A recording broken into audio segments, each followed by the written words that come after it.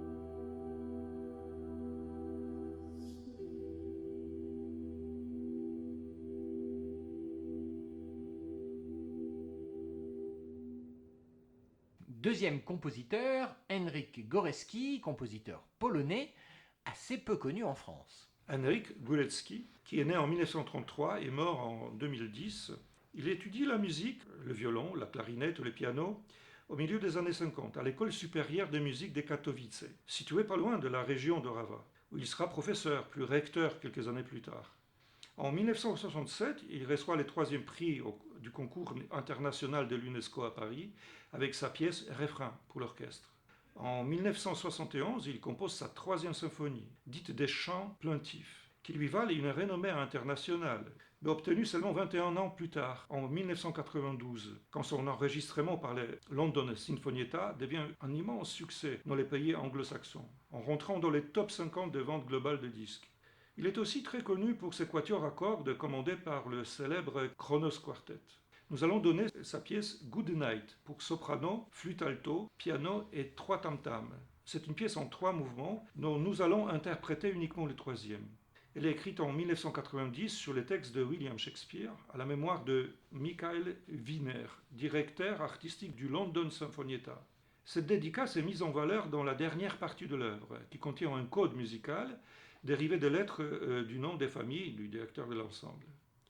Pour la partie chantée, Górecki utilise les paroles du 5e acte d'Hamlet, quand Horace s'adresse à Hamlet mourant avec ces paroles « Good night, sweet prince, and flights and angels sing thee to thy rest », ce qu'on peut traduire « Bonne nuit, doux prince », et que les vols d'anges chantent pour votre repos.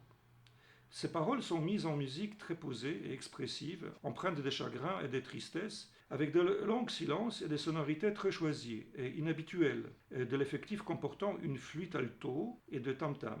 Et pour démontrer définitivement le lien avec John Tavener, il faut dire que ce dernier utilise la même citation de Shakespeare dans une de ses œuvres, Song for Athens, pièce qui a été d'ailleurs jouée aux funérailles de Lady Diana en 1997. Nous allons présenter aussi une autre pièce de ce compositeur, écrite cette fois pour la flûte solo, Valentine Pièce. André, qu'est-ce qu'on écoute? De Henryk Górecki, le troisième mouvement, Good Night.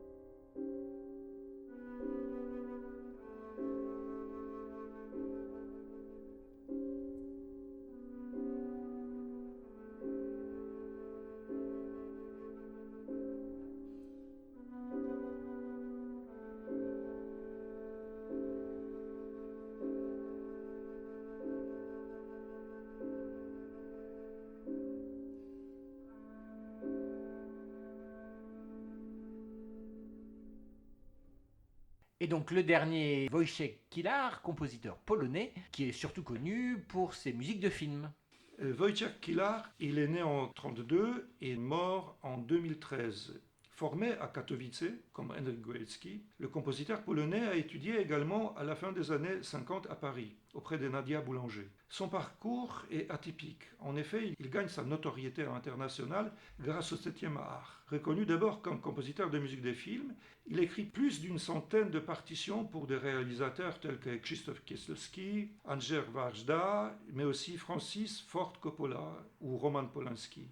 Les musiques du Roi et l'Oiseau de Paul Grimaud, chef-d'œuvre du film d'animation, ou du pianiste de Roman Polanski témoignent d'une sensibilité et d'une intelligence particulière.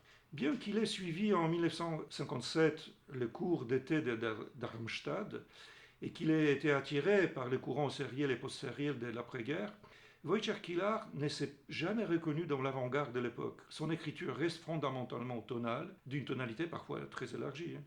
Au fil du temps, il recherche une certaine forme de simplicité, ralliant le courant minimaliste et répétitif. À ces caractéristiques s'ajoute une attirance pour les chants et danses folkloriques, mais aussi pour la musique religieuse. Les partitions antérieures à l'année 2000 ont été la plupart du temps destinées à des formations de chambre, à l'instar d'Orava, qui est écrite pour quatuor à cordes en 1986. Sa ligne mélodique et la structure rythmique reposent sur des danses populaires de montagnards, dont les compositeurs situent la source dans les Tatras, la chaîne de montagnes qui sépare la Pologne et la Slovaquie.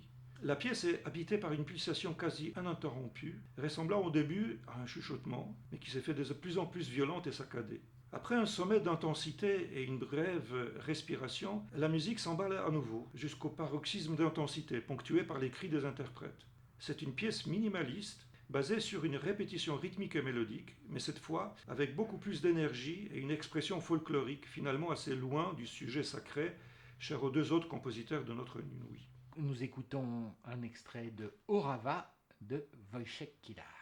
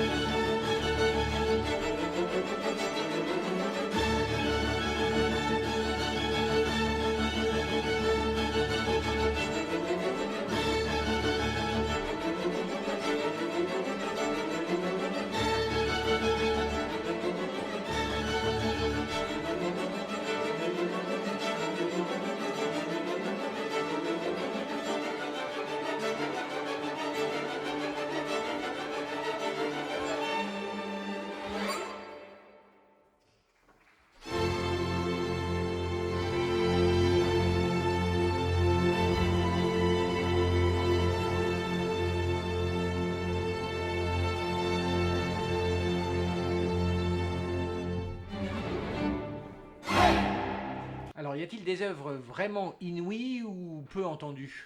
Oui, je dirais toutes, sauf peut-être concernant The Lamb, qui a fait son tour du monde. Et encore, je pense qu'elle n'est pas très connue en France. En revanche, la plupart des pièces sont bien connues dans les pays anglo-saxons. Quelle serait l'œuvre majeure du programme, celle à ne vraiment pas manquer? Cela pourrait être Akhmatova Song, de par le nombre de mouvements et sa charge expressive. Mais il y a aussi Gorecki avec son très beau troisième mouvement de Good Night et les trois tames pour ponctuer quelques minutes du véritable hors-temps. Alors, quels sont les instruments qui sont particulièrement mis en avant pour ce concert? En plus du quatuor à cordes, il y a également deux sopranos, la flûte normale et à l'alto, le piano et les percussions. Trois tam-tams, appelés parfois des gongs. Et comme il y a plusieurs pièces pour les instruments solos, comme la flûte, le piano, le violoncelle, il y a aussi d'autres pour les instruments et voix mélangées. Donc il y a toujours une voix ou un instrument mis en avant, mais comme cela change tout le temps selon la pièce, c'est plutôt bien réparti sur tous les exécutants. Et quels sont les artistes? Nous avons flûte et flûte alto, jouée par Jean-Noël Bonmort, le violoncelle, Virginie Constant, alto, Judith Dode, Julie Auro en soprano, Noémie Legendre soprano, Kazuko Iwashima piano, Marie-Madeleine Landrieux au tam-tam, moi-même au violon et Svetelina Tomova au violon. Quelles sont les pièces qui sont chantées? Parmi les pièces chantées, nous avons Akhmatova Song, c'est 6 mouvements pour soprano, Good Night, donc troisième mouvement de pièce de Henryk Gorecki avec la soprane, et The Lamb, évidemment. Les autres pièces sont instrumentales. Est-ce que les œuvres sont faciles d'accès alors? Parce que ça pourrait presque un peu faire peur, ce minimalisme. Effectivement, à part Orava de Killar qui fourmille rythmiquement, toutes les autres pièces n'utilisent que très peu de moyens d'écriture.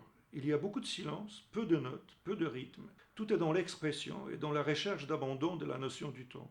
Le programme est entièrement tonal et facile à écouter, mais seulement à une condition, celle d'accepter de passer du temps, ou plutôt avoir du temps pour ne rien faire, comme si on était chez soi, dans un fauteuil, à pouvoir écouter une aire de musique en toute décontraction, sans a priori et sans attendre du spectaculaire. Autant de dire que, comme nous sommes souvent sous pression et stressés, cela pourrait être aussi un moment de bascule salutaire, mais difficile à réaliser pour certains. Construire un terrain propice à l'écoute patiente et détendue sera quelque part un challenge autant pour nous que pour le public. Donc il y a un vrai enjeu pour vous, les musiciens? Effectivement, avec ce programme qui est minimaliste, tout à fait minimaliste, il faut créer une atmosphère et il faut savoir passer l'expression et atteindre l'auditoire. Donc c'est un challenge pour nous. Merci beaucoup André. Merci Vladimir. On se donne donc rendez-vous le vendredi 20 mars à 20h pour de l'Orava à la Tamise, inspiration européenne. Les réservations sont ouvertes. Le concert aura lieu à l'auditorium Jean-Pierre Miquel. Le prix est de 5 €, gratuit pour les élèves du conservatoire. Voilà, on se donnera sûrement rendez-vous début mai pour le prochain podcast. Et nous serons sur un Inouï consacré à Marcel Proust. Merci, au revoir.